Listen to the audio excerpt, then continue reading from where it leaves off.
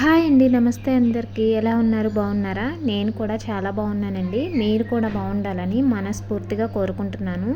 ఇక ఈ వీడియో వచ్చేసి నేను సండే రోజున తీసానండి. ఈ వీడియో అయితే అస్సలు మిస్ అవ్వకుండా చూడండి. ఎందుకనంటే ఒక ఇంపార్టెంట్ విషయం అనేది మీతో షేర్ చేసుకుంటున్నాను.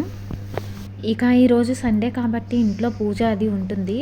ఎందుకనంటే నేను మీకు ఒక ముందు వీడియోలో చెప్పాను కదా, ఈ ఇంట్లో అమ్మవారు ఉన్నారు అని. మేము ఇంట్లో అయితే అద్దుకుంటున్నామండి. ఇక ఆదివారం శుక్రవారం అయితే ఇంట్లో పూజ అనేది చేసుకుంటానన్నమాట. ఈరోజు ఎందుకనో సింపుల్గానే పూజ చేసేసాను తొందరగా. ఎందుకనంటే ఊరు వెళ్ళే పని ఉందండి, దానివల్ల ఇక సింపుల్గా అనేది పూజ అనేది చేసేసుకున్నాను. ఇక ఆదివారం వచ్చిందంటే అమ్మవారి దగ్గర కంపల్సరీగా పూజ చేయాల్సిందే. ఆదివారం కానీ శుక్రవారం కానీ మిస్ అవ్వకుండా చేసుకుంటానండి. నైవేద్యం కింద ఏది ఉంటే అది పెట్టేసుకుంటానమాట. అంటే ఒక్కొక్కసారి పాలు పొంగిస్తాను, ఒక్కొక్కసారి ఇలా ఫ్రూట్స్ ఏమన్నా ఉంటే అలా పెట్టేసుకుంటాను అనమాట. ఇక ముగ్గులు అవన్నీ నేను నైటే వేసేసుకుంటాను, ఆదివారం కానీ శుక్రవారం కానీ. మార్నింగ్ అయితే పని అవ్వదు కదా, మొత్తం చాలా పెద్ద ప్లేసు. మీరు ఒక పక్క తుడిస్తే ఇంకొక పక్క ఆగిపోతుంది. ఇక మార్నింగ్ అయితే అస్సలు తుడవడం కుదరదండి. పైగా వేప చెట్టు పెద్దది ఉంది కదా, వేసవికాలం వస్తుంది కాబట్టి ఆకులు అయితే విపరీతంగా రాలిపోతున్నాయి. ఇక ఆ వేప చెట్టు దగ్గర తుడవడానికే నాకు గంట టైం అనేది పట్టేస్తుంది.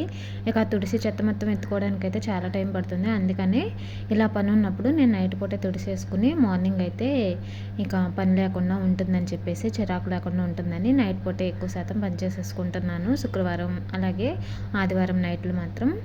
నేను ఎప్పటి నుంచో అనుకుంటున్నాను దొడ్లో తులసమ్మను పెట్టాలని. ఒకసారి పెట్టానండి, చాలా పెద్దదయ్యింది. ఎందుకన్నా మరి సడన్గా నిద్రైపోయిందనమాట. ఇక ఈసారి ఎప్పుడన్నా పెట్టాలి అని అనుకున్నాను, కానీ కుదరలేదు అసలు. మొన్న మధ్యన వరుసనే 2 మైళ్ళు వచ్చినాయి కదా, ఇక అస్సలు కుదరలేదు. ఇక మాఘమాసం పౌర్ణమి కూడా ఉంది కాబట్టి మంచి రోజే అని చెప్పేసి మాఘ పౌర్ణమి రోజున అయితే తులసమ్మని పెట్టుకున్నాను. అలా పెట్టుకున్నప్పుడు ఇలా సింపుల్గా పూజ అనేది చేసేసుకున్నాను అనమాట. నేనైతే ఎప్పటి నుంచో తులసి కోట తీసుకోవాలని అనుకుంటున్నానండి, కానీ కుదరలేదు. ఒకసారి తీసుకోవాలి. మా ఇంటి దగ్గర అయితే తులసి కోట ఉంది. ఇప్పుడైతే ఇక్కడ తెచ్చుకోవడానికి కుదరదు కదా, ఇక సొంత ఇంటి దగ్గరే ఉంచేసామన్నమాట. నేను ఇక్కడ కూడా ఒక తులసి కోటని కొనుక్కొని పెట్టుకోవాలనేసి అనుకుంటున్నాను, కానీ అది ఎప్పటికి అవుద్దో తెలియదు. అందుకనే నేల మీద అనేది వేసేసుకున్నాను అనమాట. ఇక మీరు ఇక్కడ ఈ వ్యాన్ చూసినట్లయితే గ్యాస్ బండ్ల వ్యాన్ అండి. ఈ బండ్లన్నీ మావే. ఏంటి నిజమే అనుకున్నారా? అదేం కాదులేండి, ఇదైతే మా వారు చేసే పని అనమాట. మనకి తినడానికి కూడు పెట్టే పనిని మనం ఎప్పుడు చులకనగా చేసి చూడకూడదు, అలాగే నలుగురికి చెప్పుకోవడానికి సిగ్గు కూడా పడకూడదు. మా వారు చేసే పని ఏంటంటే గ్యాస్ డెలివరీ బాయ్ అనమాట. ఈ వ్యాన్ అనేది తోలుతారు, ఆ బండలన్నీ ఎక్కించుకుని తీసుకువెళ్తారనమాట, అంటే డోర్ డెలివరీ చేయడానికి. ఉదయాన్నే 7:30 కల్లా వెళ్ళాలండి కంపెనీ దగ్గరికి వెళ్ళి ఈ బండ్లన్నీ లోడ్ చేసుకోవాలన్నమాట. అలా లోడ్ చేసుకున్న తర్వాత ఇక ఊర్లు అనేది తిరగాలి, దగ్గర ఊర్లు తిరిగి డోర్ డెలివరీ అనేది చేయాలన్నమాట. ఇక వీళ్ళకి వచ్చేసి శాలరీ అనేది మంత్లీ కాదండి, డైలీ అనమాట. ఇక డైలీ ఎంత వస్తే అంతే. అంటే ఒక్కొక్క రోజు ఒక్కొక్క రకంగా వస్తుంది, రోజు ఇంతే వస్తుంది అని కరెక్ట్గా ఎగ్జాక్ట్గా అయితే చెప్పలేమన్నమాట. ఇక ఇప్పుడైతే మా పిల్లలు గవర్నమెంట్ స్కూల్లో వేసాం కదండి. ఇదివరకు అయితే పిల్లలకి తెచ్చినట్టు ఈ ఫీజులకే సరిపోయాయి స్కూల్లోనూ.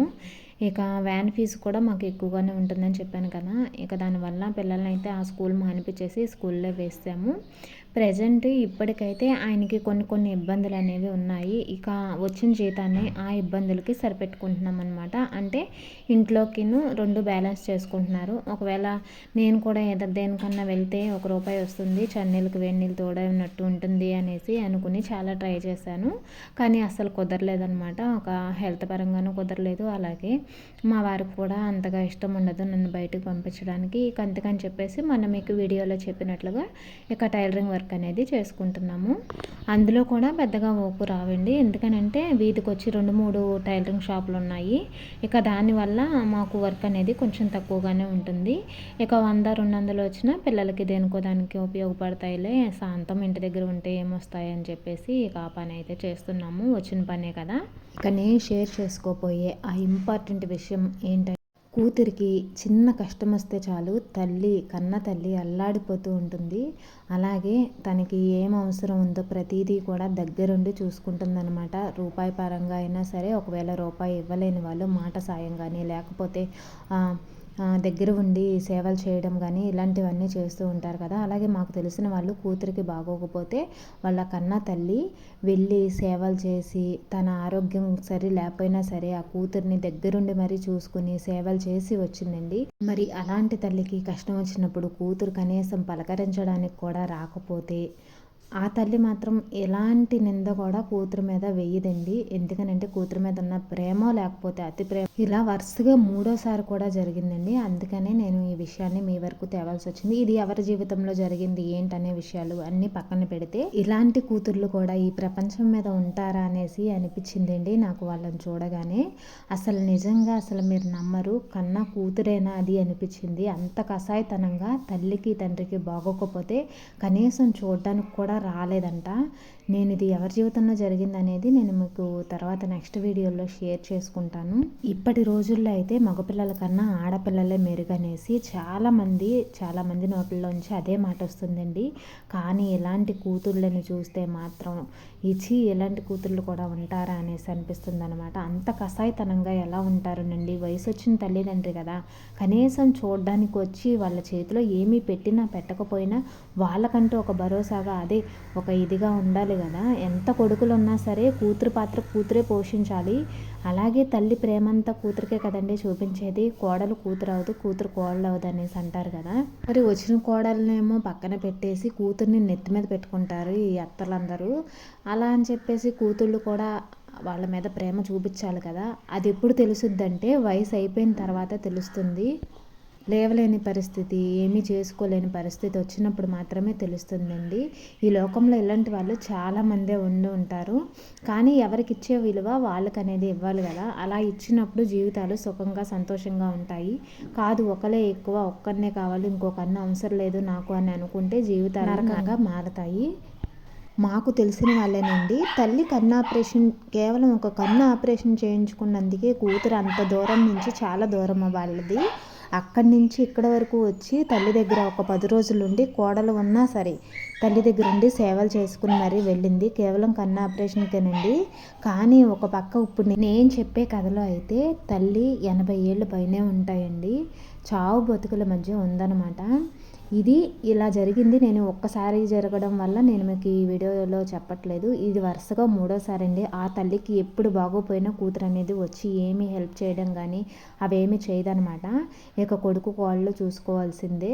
ఇది 3వ సారి ఖచ్చితంగా ఇలా జరిగి, అందుకనే నేను మీకు ఇలా చెప్తున్నాను. ఎందుకనంటే కొంతమంది అవతల వాళ్ళ పరిస్థితిని కూడా మనం అర్థం చేసుకోవాలిగా అనేసి అంటారు. ఒక్కసారి పరిస్థితిని అర్థం చేసుకోవచ్చండి, 2వ సారి కూడా అర్థం చేసుకోవచ్చు. కానీ వరుసగా ఎన్నిసార్లు అర్థం చేసుకోవాలంటే అది పరిస్థితి అనుకోవాలా లేకపోతే సాకులు అనుకోవాలా నాకైతే అర్థం కావటం లేదు. ఎంత కసాయి వాళ్ళకైనా తల్లిదండ్రులు చావు బతుకుల్లో ఉన్నారంటే ఒక్కసారన్నా చూసుకోవాలనిపిస్తుంది. మరి అది అసలు కూతురో కాదో నాకైతే అర్థం కావటం లేదు. వాళ్ళ అవసరాలకి బాగానే ఉపయోగించుకున్నారండి వీళ్ళని. కానీ వీళ్ళు వయసు మళ్ళీపోయి లాస్ట్కి చావు బతుకుల మధ్య ఉంటే కనీసం చూడడానికి కూడా రావట్లేదన్నమాట. ఇలా ఉంటున్నారండి ఇప్పుడైతేను. అసలు ఇలాంటి వాళ్ళు కూడా ఉంటారా అనేసి నాకైతే అనిపించింది అనమాట.